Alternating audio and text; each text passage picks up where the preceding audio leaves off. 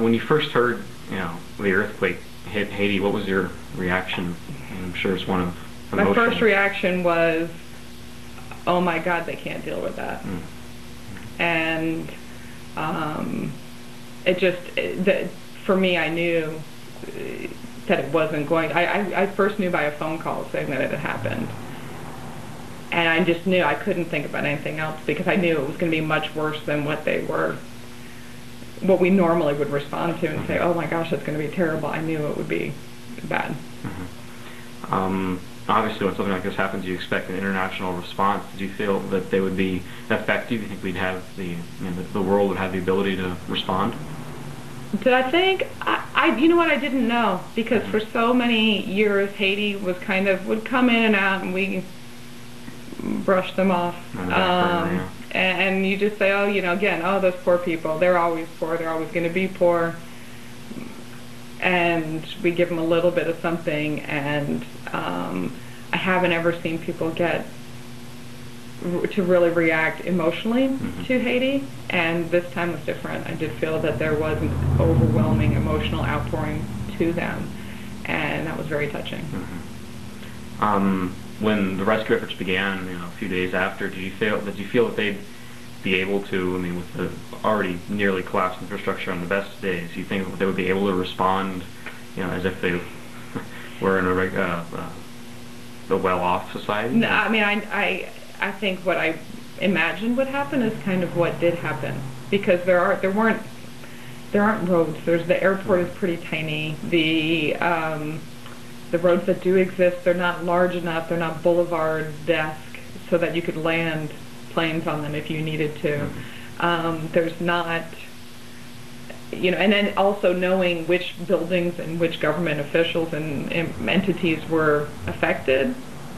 It pretty much was how I expected things to go, unfortunately. Okay. So now it's been over a month since the initial quake. How do you feel about what's going on? You think it's progressing? You think the rescue efforts and such and the rebuilding, you think it's progressing well? Do you think it's failing? Do you think... I don't, you know what, I'm somewhat pleased with how it's going, in the sense of they did get an overwhelming response. I do think that the NGOs which are in place are doing their best with the resources and the influx of money that they have in order to deal with that.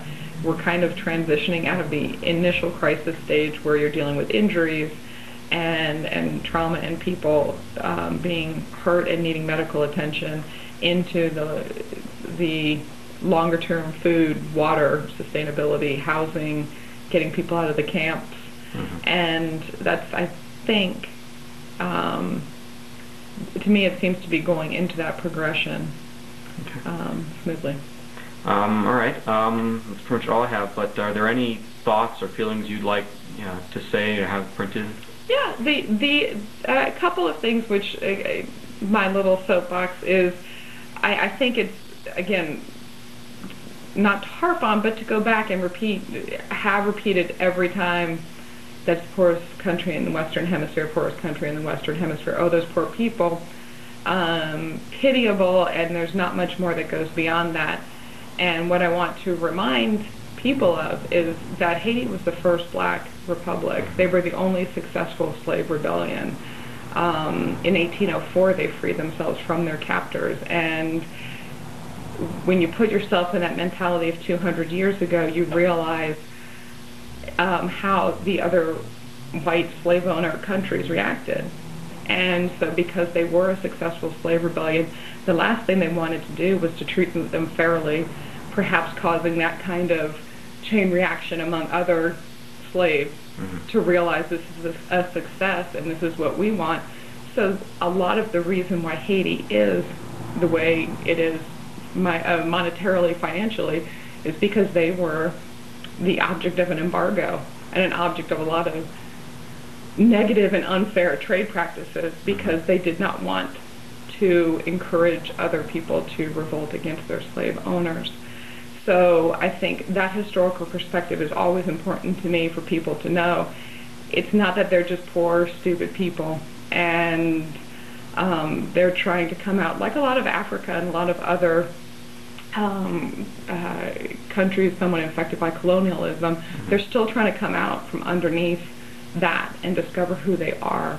And we have changes in our own politics here in the country and how we treat them, that they have an up and down financial situation is not surprising. But I just want to say, I guess, that the Haitian people are people who have touched my heart and accepted me as part of family, and yeah, they just deserve your consideration and your thoughts, and everything that you have done and people have done for them does mean a lot to them. So.